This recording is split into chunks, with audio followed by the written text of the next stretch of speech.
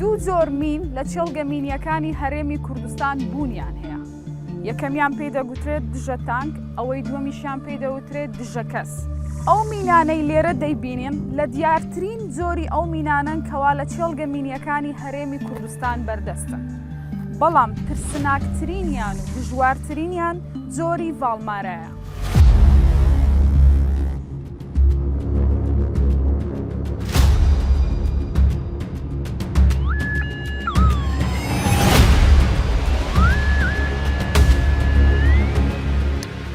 تیمێکی دەستگای گشتی مینن دوای پاکردنەوەی کێڵگەی من ڕێژکراوی ڕەبیەی سابیر لە گوندی سووسێ بەڕووبەری 5758 مەتر دووجا ئامادەکاری دەکەن بۆ تەقاندنەوەی مینە کۆکراوەکان.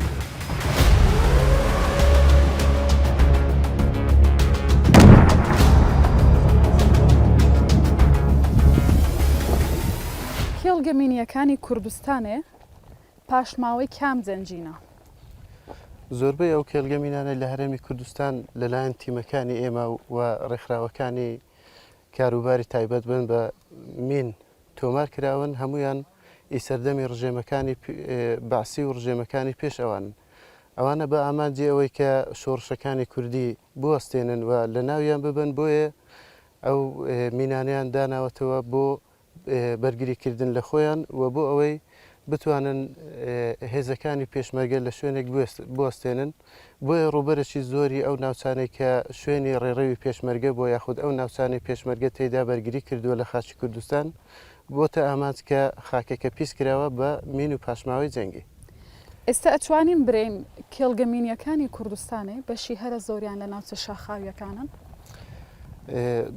بە شێوەیەکی زۆر باش بەڵێ، چونکە ناوچە سنووریەکان ناوچە شاخاویەکانی ئێمە شوێنی پێشمەرگە بووە، شوێنی مانەوەی پێشمەرگە بووە، شوێنی بەرگری ئەوان بووە. بۆیە زۆربەی ئەو ناوچە سنووریانە بە بەرنامە مین ڕێژکراوە بۆ ئەوەی ڕێگریەکی گەورە بکەن لە بەردەم پێشکەوتنەکانی هێزەکانی پێشمەرگە. و بەشێکی زۆری ناوچەی شاخاوی لە هەرێمی کوردستان و ناوچەی سنووری لە هەرێمی کوردستان ئێستاش شوێنە هەرە مەترسیدارەکانن لە بوونی مین و پاشماوەی جەنگی لە هەرێمی کوردستان.